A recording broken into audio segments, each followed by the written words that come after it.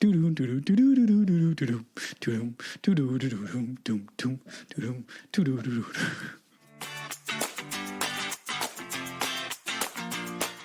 de couple, les histoires et le monde vitaminé de Guillaume et Max, saison 3. Bonjour, bonsoir. Nous sommes... Ah mais on va commencer, ça y est. Ah oui, Guillaume et Max. Et on vous souhaite la bienvenue pour ce 22e épisode de la saison 3 de Tranche de couple. Épisode qu'on a choisi d'intituler Tourner vers l'avenir. C'était ça ou l'antépénultième, donc on va s'en tenir à ça. Comme d'habitude, on vous invite à vous abonner à ce podcast pour être notifié des nouveaux épisodes diffusés le lundi tous les 15 jours. On se retrouve entre-temps aussi sur notre page Facebook et sur notre compte Twitter où nous sommes toujours heureux de recevoir vos messages, vos beuglantes, vos commentaires, vos remarques et vos suggestions. Et par email, le chiffre de couple @gmail.com. Vous connaissez la musique. un mot un seul pour terminer. Partagez, on vous le dit, on vous le répète. Mais ça nous fait grand plaisir que vous puissiez partager sur vos réseaux sociaux à vos proches ou à toutes celles et ceux qui sont susceptibles d'être intéressés par le podcast. Alors, on commence comme d'habitude par la rubrique Actu. Et aujourd'hui, Guillaume, tu nous parles d'Union européenne et d'Ukraine. Et oui, aujourd'hui, on fait 2 rubriques Actu Full Europe. Et moi, je vais commencer avec la presque accession de l'Ukraine au statut de candidat à l'Union européenne. Après presque 3 mois de drama à répétition, la visite en début de semaine d'Emmanuel Macron, Olaf Scholz, Mario Draghi et Klaus Iohannis, respectivement président français, chancelier allemand, Premier ministre italien et Premier ministre roumain, ou président roumain, pardon, à Kiev, et leur rencontre avec Volodymyr Zelensky aura permis de débloquer une situation dont nous ne sommes pas tout à fait d'accord avec Max sur la teneur, mais pour moi, il devenait difficile pour l'Union européenne de se dépêtrer sans y laisser des plumes. Pourquoi ? Parce qu'on constate quand même un certain nombre d'atermoiements au sein des membres de l'Union européenne pour trouver la bonne direction sur quelle proposition faire à Kiev et dans quelles circonstances concernant son adhésion. On avait des membres, notamment les pays de l'Est, qui étaient très en faveur d'une adhésion rapide, de la même façon que la Finlande et la Suède, par exemple, cherchaient une adhésion rapide à l'OTAN. Aujourd'hui, on se rend compte que même pour cette adhésion, finalement, elle ne sera peut-être pas aussi rapide que prévu et elle ne sera pas entérinée comme c'était prévu. Leur candidature ne sera pas entérinée comme c'était prévu au sommet de Madrid, qui va avoir lieu dans quelques jours, si je ne me trompe pas, ou qui a déjà eu lieu le 29 juin. Qui a lieu le 29 juin, voilà. Pour l'Ukraine, c'est un peu la même chose. Depuis le début, la présidence française est relativement, on va dire, conservatrice dans le sens où Emmanuel Macron et notamment son ministre Clément Beaune ont plusieurs fois répété que l'adhésion prendrait du temps, que ce ne serait pas un processus qu'on bâclerait sous prétexte que c'est l'Ukraine et qu'elle est dans une situation où elle est aujourd'hui. Cependant, Ursula von der Leyen, suite justement à cette visite des 4 chefs d'État à Kiev, a rappelé que tout serait fait pour donner à Kiev un maximum de clés pour son adhésion le plus vite possible. Alors, qu'est-ce qui va se passer maintenant ? Eh bien, la semaine prochaine, il faudra que tous les membres de l'Union européenne acceptent à l'unanimité le statut de candidat officiel et à l'adhésion, en fait. Donc, l'Ukraine va devenir candidate à l'Union européenne. Voilà. Va devenir candidate pour adhérer à l'Union européenne. C'est toute la nuance. Alors, si on refait le film, effectivement, pour devenir membre de l'Union européenne, un pays doit d'abord en exprimer la volonté politique. C'était ce que Volodymyr Zelensky avait fait par une lettre qu'il avait remise à l'Union européenne. Ça s'appelle le dépôt de candidature. Et puis ensuite, il y a toute une phase, en fait, dans laquelle un certain nombre de pays sont en attente. Et là, la Commission avait été mandatée par le Conseil européen de faire une analyse. Et en fait, elle a rendu von der Leyen l'analyse de la Commission en disant que l'Ukraine pouvait obtenir le statut de candidat, mais ça reste une décision des États. Et donc, c'est à la fin du mois que tout ça se décidera. Tout à fait. Pardon. Il faut savoir qu'en général, pour préparer le futur pays qui entre à son adhésion, la candidature est précédée de ce qu'on appelle un accord d'association avec l'Union européenne qui met en place une zone de libre-échange. Max me regarde, mais oui, tu vois, j'ai quand même un peu préparé cette partie, on dirait pas, même si j'espère que c'est pas trop confus pour vous. Si la signature d'un tel accord n'est pas une garantie d'adhésion, c'est un moyen pour l'État membre de commencer à intégrer dans son droit ce qu'on appelle en droit l'acquis communautaire, c'est-à-dire les règles déjà existantes de l'Union qu'il devra à terme entièrement adopter via son Parlement ou via la façon dont il adopte des lois. Le pays adopte des lois selon sa constitution. Donc l'Ukraine a signé avec l'Union européenne en 2016 ce fameux accord d'association. Et là, elle cherche maintenant à obtenir le statut de pays candidat, ce qui sera décidé la semaine prochaine si, à l'unanimité, des États membres. Ensuite, il y a la stratégie de pré-adhésion où le pays commence à participer petit à petit à des programmes européens existants, à recevoir davantage de fonds pour participer à ces programmes et pour s'intégrer progressivement. On a ensuite l'ouverture des négociations d'adhésion. Il faut savoir qu'un État qui souhaite intégrer l'Union européenne doit satisfaire 4 conditions d'adhésion fixées par le Conseil européen de Copenhague en 1993.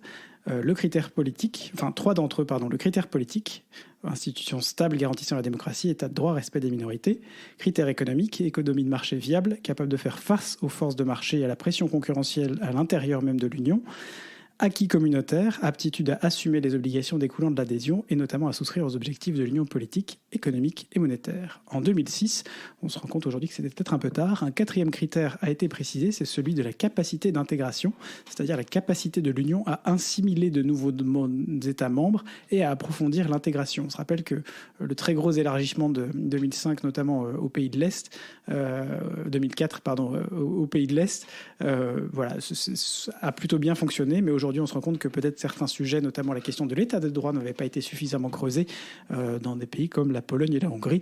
On vous en a suffisamment parlé ici.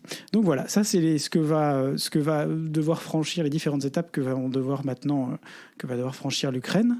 Et puis c'est l'ouverture des différents chapitres de négociations. En fait, en fonction de l'avancée du pays, on sait que certains pays officiellement candidats qui ont le statut de candidat pour être État membre de l'Union européenne, par exemple la Turquie, ont ouvert un certain nombre de chapitres, mais ils ne sont pas clos. Et en fait, tant que les chapitres ne sont pas clos et que l'ensemble des chapitres ne sont pas clos, l'adhésion ne peut pas avoir lieu. C'est ça. À ce stade, on a 5 pays qui sont officiellement candidats, l'Albanie, la Macédoine du Nord, le Monténégro, la Serbie et, comme tu le dis Max, la Turquie. Et 2 pays, le Kosovo et la Bosnie-Herzégovine, qui sont encore des candidats potentiels. On a des candidatures qui sont soutenues, celle de l'Albanie et de la Macédoine du Nord, soutenues depuis 2020.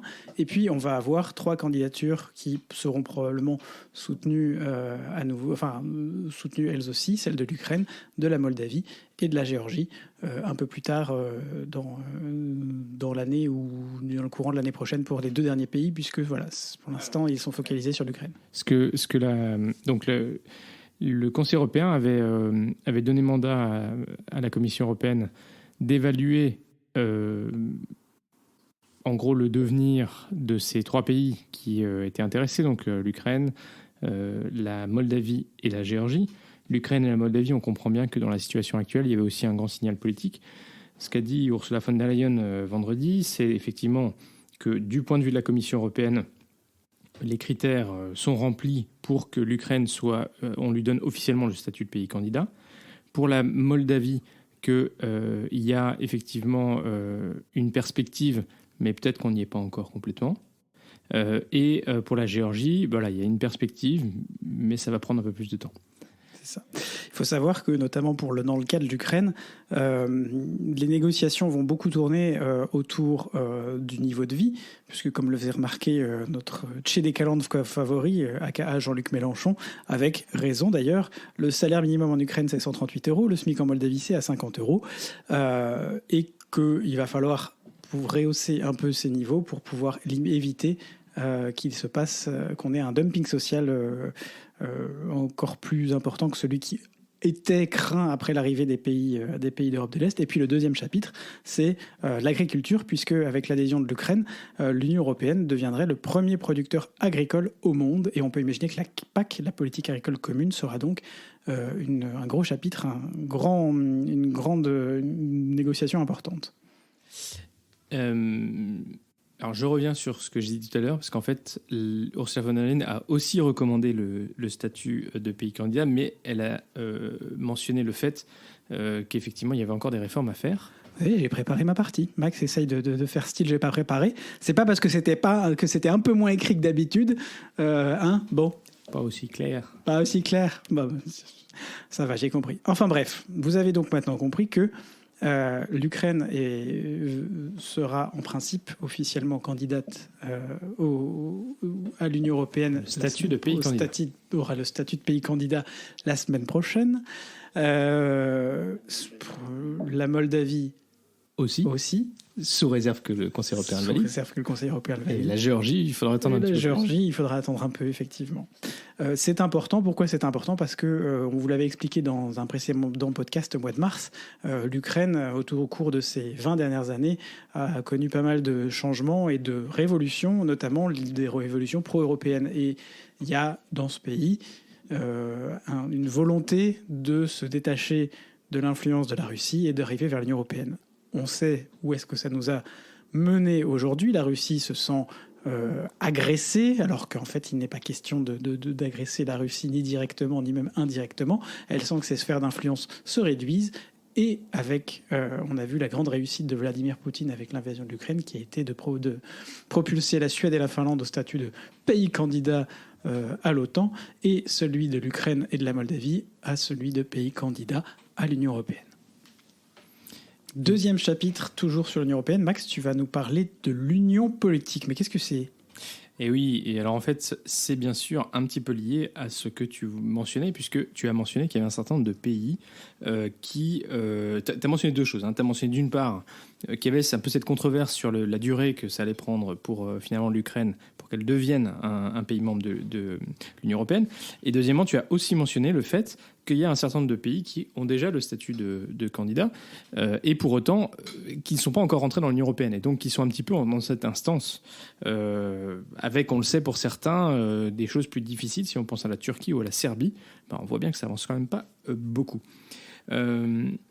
Donc l'annonce du statut de pays candidat pour l'Ukraine, si elle est confirmée par le Conseil européen, sera un signal politique très important, mais il est clair, tu l'as dit, il y a un processus très important de mise en cohérence des législations nationales et des réformes nécessaires pour avoir adopté l'acquis communautaire. Et donc, il n'y aura pas de fast-track, il n'y aura pas de raccourci pour arriver au fait d'être membre.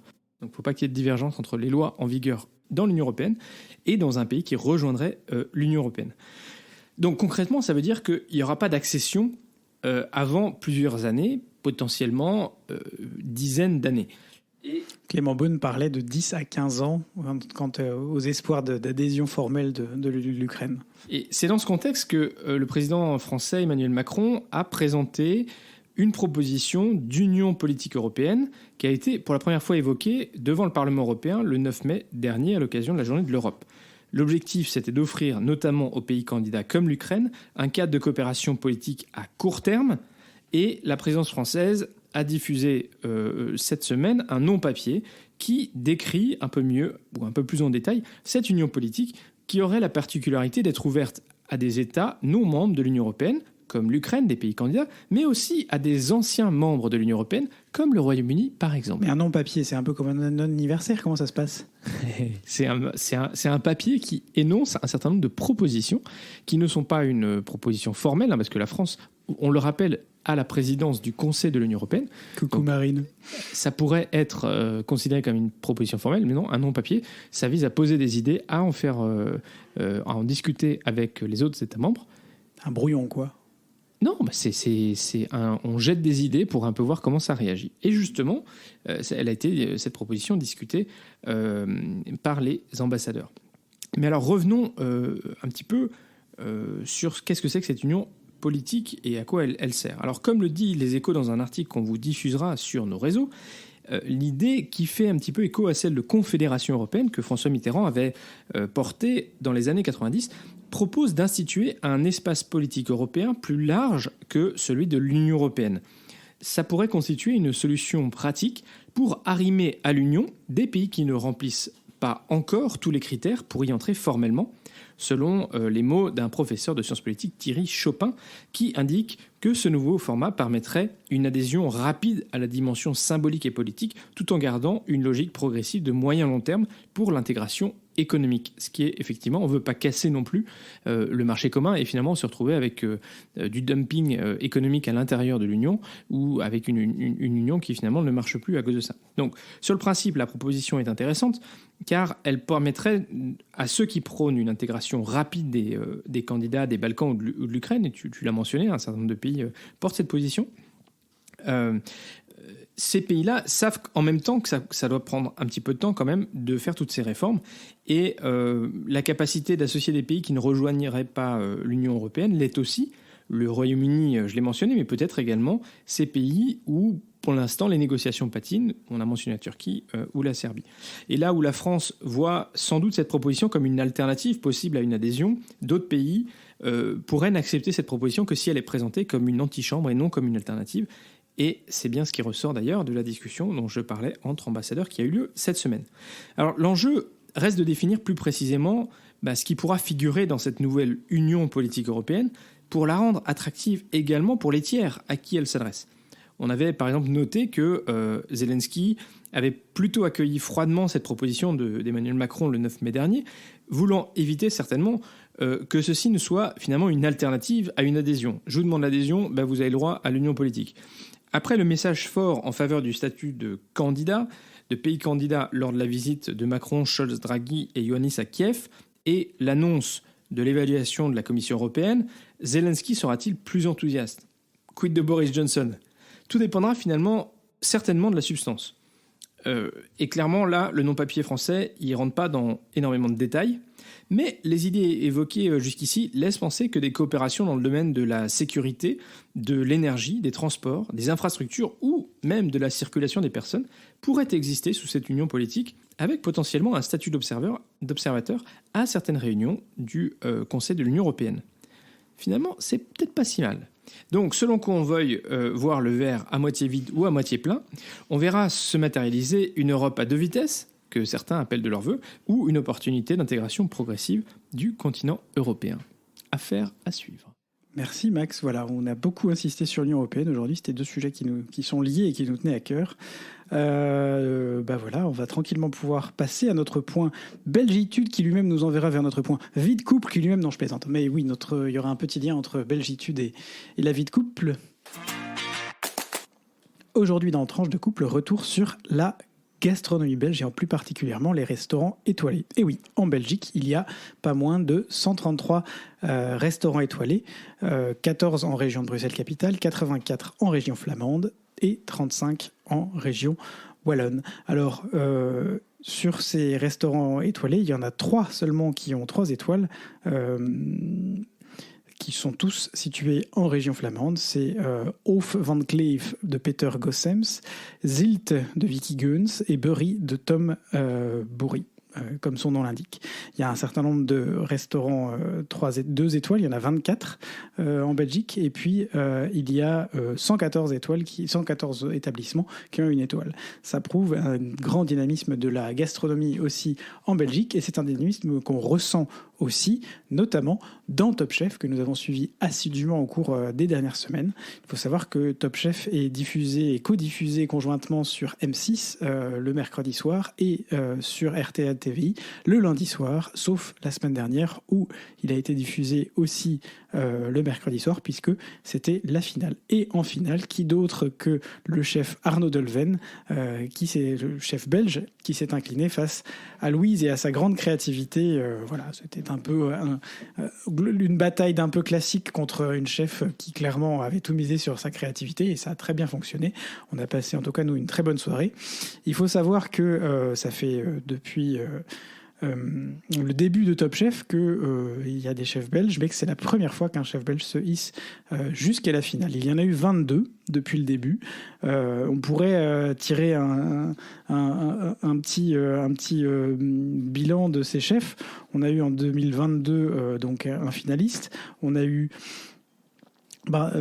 aussi 2 autres chefs, Logan Despuy et puis Elliot van de Velde, qui ont tous les deux été éliminés plus rapidement. Et puis dans les saisons précédentes, on avait Mallory Gapsy, qui lors de la saison 11 en 2020 avait été éliminé en demi-finale, Paul Delrez lors des premiers épisodes en 2019. Julien Vautier lors des demi-finales, encore une fois, en saison 8. Et puis Jean-Philippe Poitain, ce qu'on trouve beaucoup à la télé aujourd'hui dans un certain nombre d'émissions, lors de la saison 4, qui avait lui aussi été éliminé en demi-finale. Donc 5 Belges sont parvenus à atteindre le top 5 du concours, mais c'est évidemment Arnaud Delven qui, lui, termine le premier. C'est un chef pour lequel on a eu pas mal d'admiration, en tout cas d'affinité, j'ai envie de dire, en le regardant aussi, parce qu'il met en avant des sujets importants. Il a mis en avant dans une des épreuves un sujet dont on vous a déjà parlé et qui est important pour nous dans ce podcast, qui nous aide à faire la transition sur notre rubrique Vie de couple. On va revenir sur Top Chef aussi, c'est le don du sang. Et on passe donc à la rubrique Vie de couple et on continue sur Top Chef parce que effectivement, voilà, c'est à la fois un programme qui est sympathique à regarder, nous qui aimons bien la cuisine, qui est divers et qui montre aussi la diversité culinaire, y compris, du coup, Guillaume le disait, la diversité culinaire belge, qui a été mis en avant à la fois la cuisine, on va dire, belge et les cuisines du Nord. J'y ai même découvert, et je vais sans doute me faire taper sur les doigts par les Belges, peut-être par les gens du Nord, la poire au thon. Les pêches au thon, il a découvert les pêches au thon. Voilà. Alors je suis désolé, je m'excuse par avance à tous nos auditeurs belges de ne pas encore avoir fait découvrir les pêches au thon à Max. Je vous promets, on va corriger ça très rapidement, surtout que c'est l'été, c'est un plat qui correspond parfaitement. Tiens, le week-end prochain, on va faire des pêches au thon. Oui, et puis alors peut-être qu'on peut faire la pêche au thon revisitée, c'est-à-dire qu'avec du thon frais plutôt qu'avec du thon en boîte. Non, parce que ça avait quand même l'air, tu vois, le décalage entre les deux, quand même assez. Entre la pêche et le thon, c'est le principe. Non, entre le thon en boîte et le thon frais. Voilà. En tout cas. Oui, mais bon, alors, on rappelle qu'en demi-finale, les chefs pouvaient exiger des deux autres chefs leur proposer leur propre concours finalement basé sur quelque chose qu'ils auraient choisi, et Arnaud a choisi la pêche au thon et il a utilisé lui effectivement du thon frais et du thon en boîte. Les deux étaient obligatoires en principe. Moi j'ai pas trop vu le thon en boîte quand. Je crois qu'il a utilisé l'eau du thon en boîte dans sa mayonnaise et c'est ça qui a permis le petit twist. Donc ce qui nous plaît avec Top Chef, c'est que bien sûr c'est des personnalités et la créativité est beaucoup mise en avant. On découvre aussi des grands chefs qui viennent présenter des choses un petit peu extraordinaires. Il y a eu notamment cette année un truc un peu étonnant, un chef qui faisait la nourriture qui volait, donc en ballon, assez étonnant. Bien sûr, Pierre Gagnère qui est l'incontournable de Top Chef et c'est toujours très extraordinaire la manière dont il est et nous présente sa cuisine. Mais Top Chef, c'est aussi un programme qui est engagé, qui montre que voilà, il faut limiter ce qu'on jette. Il y a beaucoup d'épreuves où on nous demande on demande aux candidats de tout cuisiner. Il essaie de limiter aussi donc voilà ce qui est jeté, ce qui n'est pas cuisiné. Et ça c'est très chouette. Il faut savoir que Top Chef c'est un partenariat aussi avec la Croix-Rouge pour récupérer l'ensemble de la nourriture qui n'est pas cuisinée. Donc rassurez-vous là-dessus. Et puis tu le disais, il y a aussi des épreuves où on demande finalement aux candidats de montrer un petit peu quelles causes leur sont chères. Et c'est vrai que Arnaud, le candidat belge, a mis en avant finalement la nécessité de pouvoir donner son sang, l'importance de donner son sang, et aussi mis en avant le fait qu'en Belgique, comme ça l'était en France, il y a des restrictions quand on est un candidat homosexuel, enfin quand on est une personne homosexuelle ou un couple homosexuel, on ne peut pas donner son sang. Voilà, c'est aussi une autre dimension qui était très fort pour Arnaud, c'est que d'emblée, dès le premier épisode, il a affiché qu'il était gay et clairement que ça avait été aussi un combat pour lui en tant que chef cuisinier, parce qu'au début, il s'est pris beaucoup de remarques et que c'était pas évident pour lui. Des insultes. Voilà. Ça montre qu'il y a encore pas mal de chemin à faire, y compris dans ce domaine. Mais je veux dire, pour lui, comme pour... C'était un beau symbole, en fait, d'avoir Louise et Arnaud au final, parce qu'on avait une femme très féministe et très combattante aussi en faveur du féminisme, et puis Arnaud à côté, qui ont tous les deux montré, chacun à leur façon, quels étaient leurs combats au quotidien et qu'est-ce qu'ils entendaient faire, porter un peu comme étendard via leur cuisine, finalement. Voilà. Et puis, ce qui était intéressant, c'est que finalement, à la fois Arnaud et Louise, c'est sans doute des candidats qui sont un peu moins de la cuisine classique et technique. Et donc, finalement, c'est plus la créativité qui l'a emporté cette saison. Et il y avait des candidats très techniques, hein. Par exemple Pascal qui a gagné le tournoi de meilleur apprenti de France, et c'est ça qui lui a permis d'être d'Objectif Top Chef, qui lui a permis de rentrer dans le concours et qui est allé jusqu'en quart de finale. Il était extrêmement technique. Voilà, et c'est vrai que on a bien senti quand même que la créativité et vraiment faire une cuisine personnalisée, c'était ça qui plaisait aussi au chef. Et alors c'est marrant parce qu'on voyait quand même certains marqueurs qui étaient assez. Par exemple, Louise faisait beaucoup de terre-mer. Elle adorait mettre de l'anguille fumée. Mais ça, c'est le côté cuisine du Portugal aussi. Elle est chef à Lisbonne. Voilà. Faut le dire. Mais on sent, c'est aussi des chefs. On a senti une évolution au cours des différentes saisons avec des chefs qui de plus en plus promeuvent, et en tout cas en de plus en plus grand nombre, des circuits courts, de la cuisine locale. Il y a un certain nombre d'anciens chefs aussi de Top Chef qui aujourd'hui ne cuisinent qu'avec des produits de cuisine locale.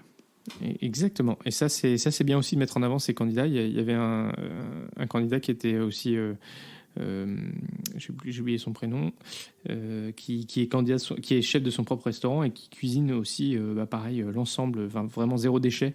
Voilà. Enfin, en tout cas, c'est chouette de voir ces chefs-là. Et puis, tu l'as dit, voilà, Louise, c'est la troisième chef à gagner le concours de Top Chef, donc c'était aussi un très beau symbole. Ça faisait 8 ans qu'il n'y avait pas eu une vainqueur de Top Chef. Ouais, qu'elle gagne. Voilà. Et donc, nous, on regarde ça en décalage, comme tu disais, Guillaume, ce qui n'est pas toujours simple pour éviter les spoilers. Voilà. Mais aïe, aïe, aïe, aïe, aïe. On avait pris un petit peu de retard, on a pu rattraper ça. Donc voilà. Mais en tout cas, toujours une belle activité qu'on aime partager et qu'on aime faire ensemble. Parfois, on rate un peu le coche parce que le lundi, je sais pas pourquoi, le lundi soir, c'est pas toujours idéal. Ouais, c'est pas toujours simple. Bon, alors le grand sujet quand même de notre rubrique Vie de couple, Guillaume, c'est 12 ans. 12 ans. Alors 12 ans, c'est quoi 12 ans ? En fait, ça fait 12 ans qu'on est ensemble. On a fêté ça. Vous vous rendez compte, on est presque aussi vieux que Top Chef. Le 18 juin. Et donc, on voulait un petit peu regarder en arrière et regarder en avant. Un petit peu comme le titre de cet épisode. Tourner vers l'avenir, finalement. Exactement. Alors, tiens, Guillaume, si je te dis, est-ce que tu pourrais partager quelle a été ta première impression de moi il y a 12 ans, avant qu'on se mette ensemble? Tu veux vraiment aller sur ce terrain-là ? Bah oui, pourquoi pas. Mon Dieu. Non, mais Max, c'était un peu le BCBG bien bon chic, bon genre dans l'amphi, quoi, à Sciences Po. Sympa, look BCBG. Voilà, on s'est croisés pas mal, à une époque, sans vraiment se rencontrer plus que se croiser. Tu m'as filé quelques cours de droit international, je te suis éternellement reconnaissant pour ça. Mais voilà, c'était un peu la première impression, surtout que à l'époque, déjà, je m'imaginais probablement pas à deux. Et ensuite, certainement pas avec toi, puisque je m'imaginais même pas que tu puisses aussi manger à la cantine, comme on dit chez nous. Ah ouais.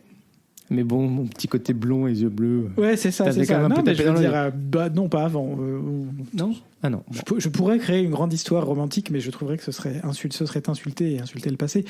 Tu étais déjà mignon à l'époque, et ça, il n'y a pas de souci. Mais c'est juste que du coup, moi, je tenais un peu mes distances aussi. J'ai vu ça. Non, mais par contre, je veux bien que tu répondes à la même question, parce qu'il n'y a pas de raison qu'il y ait que moi qui ait des questions difficiles. Ah bah oui, mais c'est ça, d'avoir préparé le truc, et donc voilà. Ma première impression de toi, écoute, tu faisais un peu geek, réservé. Finalement, lui était beaucoup plus open. Il était au bureau des sports, je l'ai pas dit. Exactement. Toi, tu étais au bureau des élèves, ce qui en principe. Mais vous imaginez Max au bureau des sports? Bah oui. J'ai même été secrétaire général du bureau des sports. My God. Dans mon côté organisation et voilà. Eh bien, toi, tu étais au bureau des élèves. Alors, vous voyez, vous imaginez Guillaume avec son côté exubérant. Et finalement, c'était un petit peu... Je sais même pas comment je m'étais retrouvé là.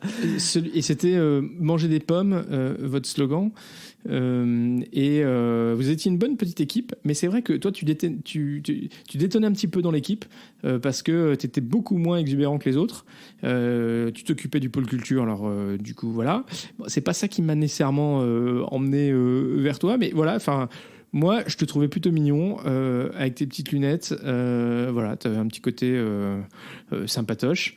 Un petit peu mystérieux, j'ai envie de dire.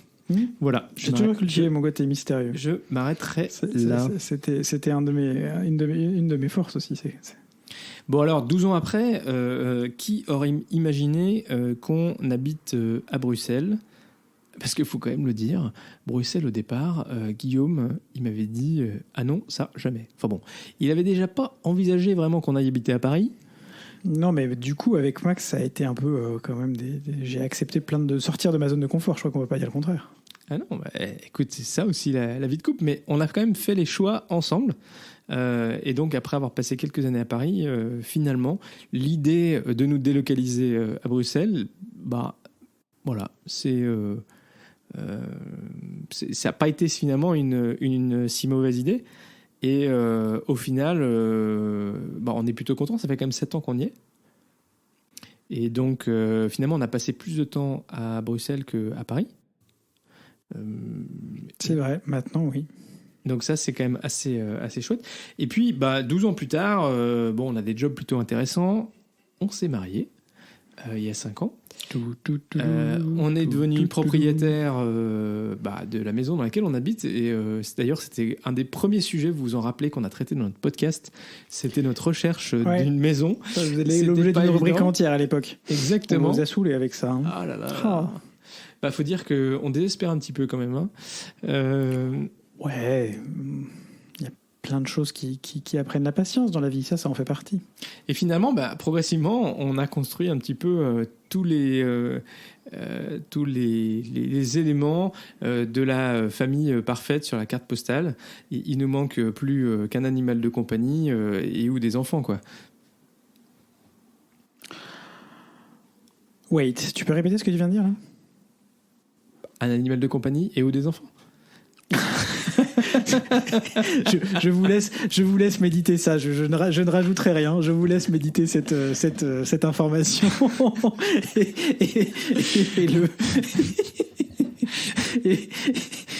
et l'association animale de compagnie et enfants. Jésus Marie-Joseph, si la DAS nous écoute. Non, mais c'est comme je l'ai dit, c'est la parfaite petite carte postale. Et finalement, peut-être cette carte postale que... Bientôt la photo en grand format au-dessus de la cheminée. Oh, c'est con, on n'a pas la cheminée. Oui, parce que finalement, en fait, c'est la carte postale que, en tant que jeune homo mal dans ma peau, j'aurais jamais rêvé d'en arriver là, en fait. Donc, c'est pour ça que je me permets de dire que je suis arrivé à un moment dans ma vie, dans notre vie. 3 enfants, un labrador, un SUV. Extraordinaire. Voilà, alors, voilà. Et d'ailleurs, vous vous souvenez du titre de notre tout premier épisode ? Chien et chat ? Ouais, Chien et chat. Pour vous dire que c'est un sujet chez nous important, celui des animaux de compagnie, hein, évidemment. Ça fait quoi ? Ça fait 3 ans donc qu'on fait ce podcast. Et j'ai toujours pas réussi à faire changer ni avoir un chat, ni avoir un chien. Quoi. Échec total. Mais bon, ceux qui ont l'habitude de nous côtoyer un peu plus régulièrement que simplement au travers de nos podcasts savent que c'est un sujet récurrent. Voilà. Sans jardin, de toute façon, c'est un petit peu compromis pour l'instant pour l'animal de compagnie. Le labrador, ça c'est pas pour tout de suite. Mais 12 ans c'est beaucoup, puis c'est pas grand chose en même temps, parce que c'est engagé pour la vie. Alors. C'est vrai, et ça c'est quand même chouette. Alors du coup, c'est aussi ça, regarder devant, se dire que, c'est passé super vite quand même, c'est 12 ans. Je sais pas, j'ai l'impression que il y a peut-être le Covid aussi qui a pas aidé. Parce qu'on a un peu l'impression qu'il y a 2 ans qui se sont complètement, qui ont été bouffés en eux-mêmes. J'ai même l'impression au boulot. Mais c'est étonnant d'essayer de se projeter dans l'avenir et de se dire, ben voilà, dans 12 ans, où est-ce qu'on sera ? Enfin, je sais pas. J'ai pas la réponse, mais en tout cas, j'ai un certain sourire quand je le dis parce que, d'une part, ça me réjouit de penser que je peux passer les 12 prochaines années à tes côtés. Oh, et puis, cute. C'est bien cute. Parce que aussi, je sais qu'on va vivre des belles choses et on a une joie de vivre et une envie de vivre des belles choses qui fait que voilà, ça va être chouette. Et puis, bon, 12 ans, ça se fête. Bon, comme d'hab, on va vous livrer un secret. On n'a pas réussi à faire un resto. On s'est rendu compte une semaine avant qu'il fallait peut-être qu'on se réserve un resto. Mais je crois qu'on n'a jamais réussi à le faire, ça, en 12 ans. Le resto le jour J, à une époque, on était mieux organisé, c'est ça que tu veux dire ? On allait peut-être dans des boui-boui peut-être un peu moins prisés, peut-être aussi. Mais en tout cas, on a quand même réussi à passer un super moment. Bon, c'était canicule, mais néanmoins, on a fait un chouette barbecue. On a bu du très bon champagne. On a mangé une côte de bœuf magnifique. Mais alors vraiment, miam, quoi. Ah, et gros miam. Fondant de la peau. Voilà, avec des petits légumes du soleil, un petit dessert maison. Enfin, vraiment, très chouette. Très, très chouette. Et on remercie voilà, nos amis qui étaient là. Nos amis qui étaient là. Ouais.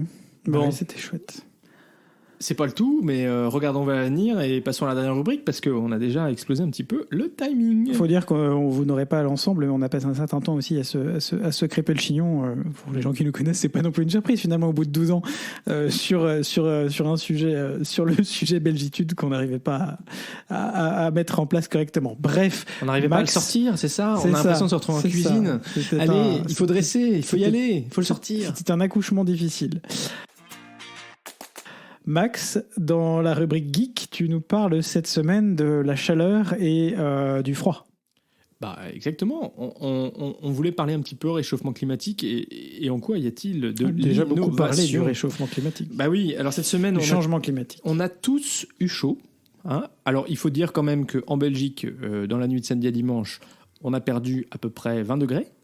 Voilà, c'est un petit choc. Mais néanmoins, on a quand même eu assez chaud hier et on s'est dit que c'était une bonne occasion pour vous parler de certaines innovations qui permettent de réduire la chaleur, en particulier dans les villes.